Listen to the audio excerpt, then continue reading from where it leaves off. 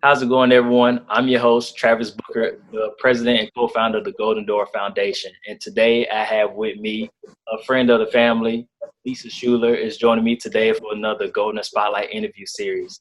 Lisa, how you doing today? And can you introduce yourself? Hey Travis, I'm doing great. Like Travis said, my name is Alyssa Shuler. A little bit about me.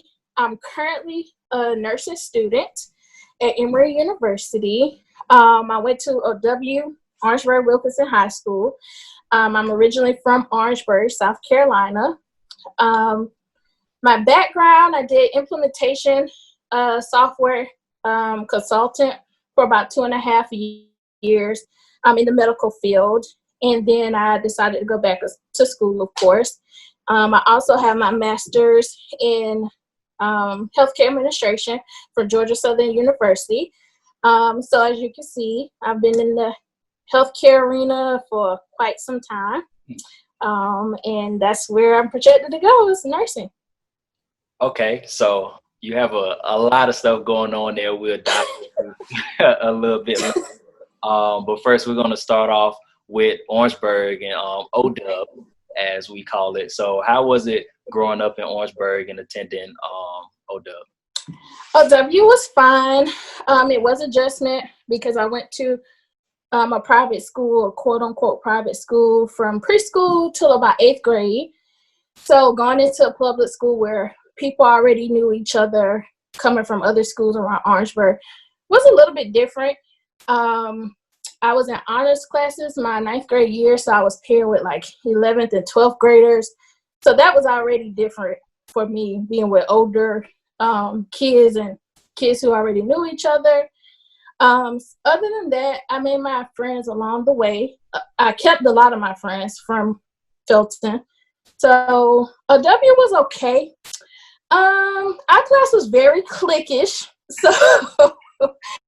So I fit in with some and I didn't fit in with others, and that's just traditional high school. I did healthcare. We had this thing called technology center, so that's where my interest in healthcare started. I did a CNA course there, so that's where all of my healthcare interests began, and I started kind of dibbling and dabbling in what I wanted to do in healthcare. Of course, I went from want to be a doctor to, oh no, that's too much schooling, to oh, I want to be a nurse, but then I'm afraid of needles. We'll get back to that later. And then it just changed from there. Then it went to PT, to PA. So kind of just always been or had a love for healthcare. But high school and the transition was pretty okay for me. I didn't have a hard time with meeting new people or making friends or anything like that. Yeah. Okay, so did that interest in healthcare influence your decision to go to state? It did not. I did not actually want to go to state, but my mom bribed me and told me she'd get me a new car if I went to state. So, that was kind of on my radar. I thought I was going to go to Howard or Hampton. And then I started looking at that financial aid, and those price tags was a little too out there for me. Right.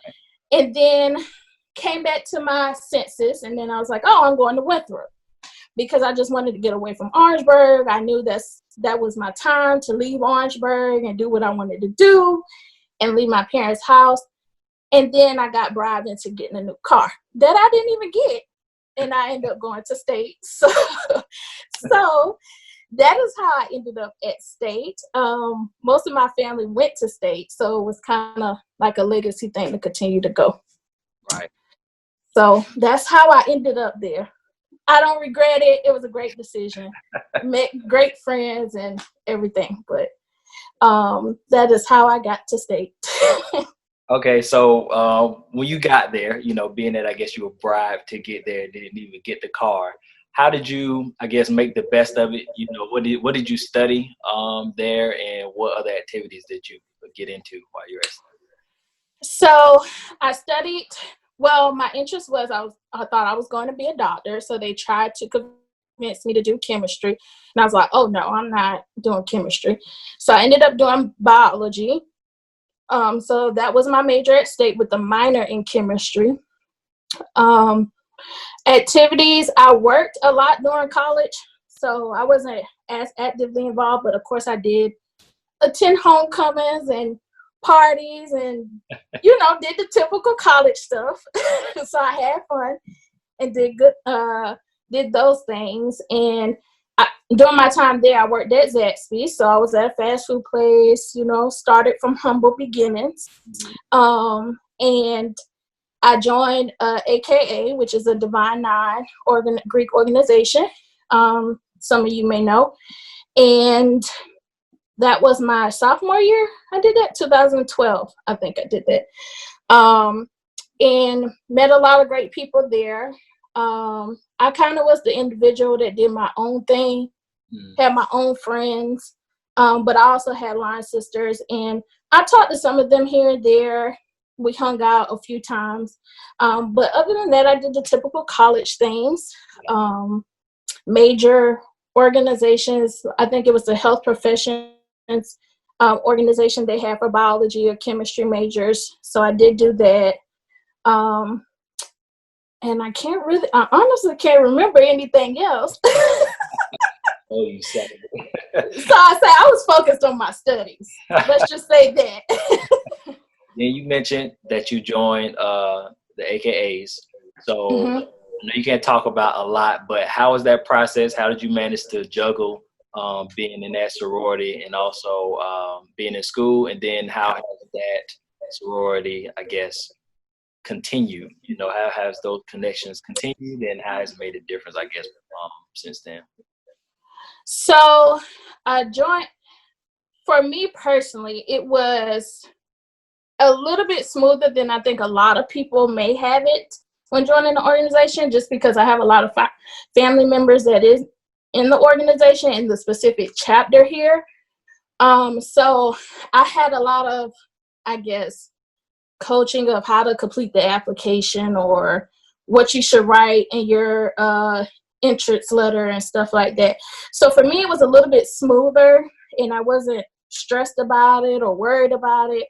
And the process was for me, it was okay. Again, I was working, doing school, so I just did what I had to do. I'm that type of person. Did I complain? Yes. It was days where I spent hours in a building, for that process or whatever, and then had to go to work or had to go to school. But at the end of it, it was great. I formed some friendships through it. In the long run, moving to Atlanta specifically, it's like Greek is everywhere. So you could just run into anybody. I ran into a lady in Wells Fargo, and she saw my keychain, and she started talking to me about joining a chapter down there and becoming involved and doing everything. And it's great. Honestly, I'm one of those people that I'm so focused on other things, I forget sometimes that I have a apparel on. So when people reach out to me, I'm like, oh, how did you know? Like, I'm not the one to show it off. So it is okay to be that person that's not fully involved in it, because you'll have your time. After college, what a lot of people don't realize is it costs a lot of money to keep it going. And coming out of college, I didn't know where I was going or what I wanted to do. And I didn't have that type of job where I could pay $800 for chapter fees, for a year, or go to this conference in Texas. But I was able to go to a few, like in Jacksonville and Greenville, like closer to me. And those was great. They teach you about financial literacy, organization, nonprofits. They teach you about a lot of things in there. It's not just solely based on the organization and how to help the organization.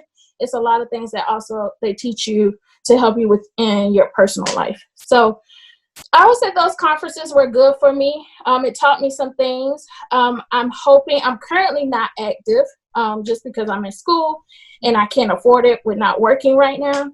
But once I finish, I'm going to get back active. So I hope to be involved in a little bit more of the community activities and conferences. Okay, that's good. I just want to make sure I cover that so that, you know, the students looking into this can know what they're getting into, you know, when they're joining college, so that Yep. you know, organizations out there and you may have to work. So I just want you to dive into that so that they can see it's a lot other than just going to class and coming home when you're in college. Yes. Now to switch gears, the question I've been waiting. Oh boy. Have you always known that you wanted to be a nurse? Oh boy. So yes, sort of, kind of. So I wanted to change my major at State my sophomore year to nursing. Just because I never thought about it in a way. And the only reason why I never thought about nursing truthfully is because I was dead afraid of a needle. So that is the only thing that stopped me. Like, I'm talking about I would pass out at the sight of them, everything. So that's why I originally just kind of shied away from nursing, because I didn't know what the field involved. I didn't have a lot of people who were nurses around me, so I didn't get to shadow or get to ask about it. So it was just me kind of being not knowledgeable about exactly their field and what they do. So State stopped their program, I think, my sophomore year. And I was like, I did too much work. I'm not about to transfer. Like, I'm just going to continue on. Like, I'm just going to finish this major. And I finished that major of biology. And then I ended up where I was in a position, like, what do I do next? Like, you just hear about either you go to grad school or it's time for you to get a job. So I ended up in grad school for my Master's of Healthcare Administration. During my time in grad school, that's when I did 2 internships at the VA, Department of Veteran Affairs. And my first supervisor was a chief of nursing. And then my second year, I was shadowing the director of nursing. And I was talking to them, and they asked me, like, what were my goals and stuff. And I said, oh, by this time it was to be a PA. Okay. I was trying to get to the money the fastest way. And that's all I was thinking about. And one of the, my supervisors, she said, why do you want to be a PA? Because that's all you'll ever be. And for me, it was kind of like, well, what do you mean that's all I ever be? You kind of took so you know, you think in the medical field, you just have all these options. And she's like, once you're a physician assistant, which is a PA, you don't go any higher than that. Like, you just stop there unless you're going to be a doctor. And at that point, you might as well go to medical school. So she was like, why don't you consider nursing? Like, nursing has the flexibility, so many options. You can do research. You can be a bedside nurse. You can be public health, work at the CDC. It's so many array of options for nurses. She was like, why don't you look into it? So I was a little hesitant because I'm like, I still got this fear now. I don't know how I'm going to stick somebody else when I don't like this. So, you know, I started thinking about it more and more. And I was telling my friend Tisha, I was like, I got to get over this fear. So every time I would go in the doctor's office, I would kind of just coach myself over the fear. And then I started my job in Atlanta after I finished grad school. And my manager there, after working with her for so long, I found out she was a nurse. So I'm like, dang, this must be just keep coming up some way, somehow. What in the world? So it was kind of just always a thought and always in the back of my head. And I just kind of took it as like it was a sign for me to be in this position and go back to school and get my nursing degree and not let fear control that. So that is that journey. Well, I'm glad you're overcoming your fear. Oh no, I don't have it no more. I can do needles now. Okay. So I don't know if some of them patients would have been okay with that. Oh no, I got over that fear. I had to. Okay, so now that you're at Emory, what would you say are your daily tasks and responsibilities on your way to becoming a nurse? So I have a lot of responsibilities and a lot of tasks. Nursing school is like no other school. I've been through undergrad and grad, and nothing compares to what we have to do. So a lot of things, it's a lot of, I'm in an accelerated nursing program. So I'm not in a traditional BSN, like 4-year college degree. I'm in the program where you already have an undergraduate degree, and then you just come back and do it for 15 months. And then you have a 4-year degree. Okay. If that makes sense. So my program is very fast paced. So you have to be organized, responsible, on time. A lot of my days are probably 15-hour days. My clinical days, I go to classes like usually on Mondays and Thursdays, which are from 8 to 5. So I'm in literally lectures all day. And then on Tuesdays and Wednesdays, I'm at the hospital for 12 hours, working as if a regular nurse would. And while I'm at the hospital doing clinicals, my responsibilities mostly consist of, it differs per semester. So as you gradually go on in the program, you gradually get to do more and by yourself eventually. So some of my responsibilities in the hospital could be starting an IV. Mainly it starts off giving medications. Sometimes it could be dealing with an irate patient. A lot of our responsibility, what people don't know, is a lot of teaching. We do most of the teaching to the patients, and we have to use a lot of critical thinking skills of like, what medication can we give to this patient, and if he's going for this procedure in 2 hours, or what do we hold into this? So you have to kind of know how to balance certain things out. As students, sometimes we're paired together, sometimes we're not. I will say it's easier when you're paired with somebody through the learning process, because for a lot of nursing students, you're like, am I going to kill the patient? I don't want to do anything that's going to kill this patient because I'm not there yet. Mm-hmm. But you have preceptors that help you along the way. Some are great, some aren't great. So I think having that expectation going in there is a good thing, because a lot of people expect nurses to be friendly and bubbly and helpful, and they're, I'm not going to say they're not, but let's just be realistic. They're humans. So, you have some great ones and then you have not so great. So it's just kind of balancing those things of going to clinicals and going to lab and going to class. And my schedule is pretty all over the place.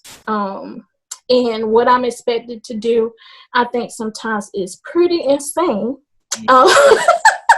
It's pretty insane, but it's a job that we have to do, and I have to know everything. I have to know how to read an EKG and tell the way someone's heart is operating and what's going wrong and everything. Somebody's life is in our hands.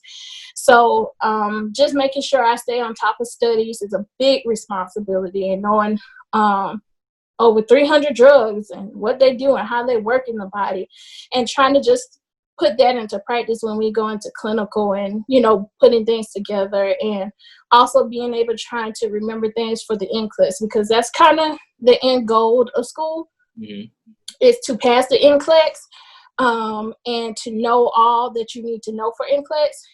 My program specifically at Emory, it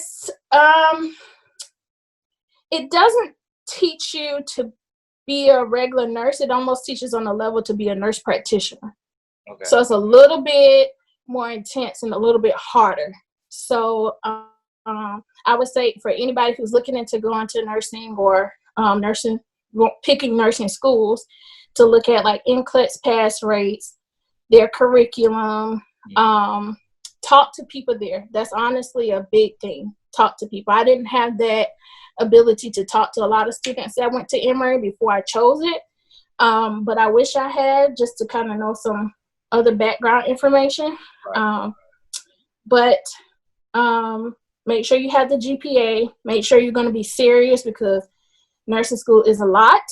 It costs a lot. Also look at tuition. That's a big factor for any school, not just nursing school, but for any school, for that matter.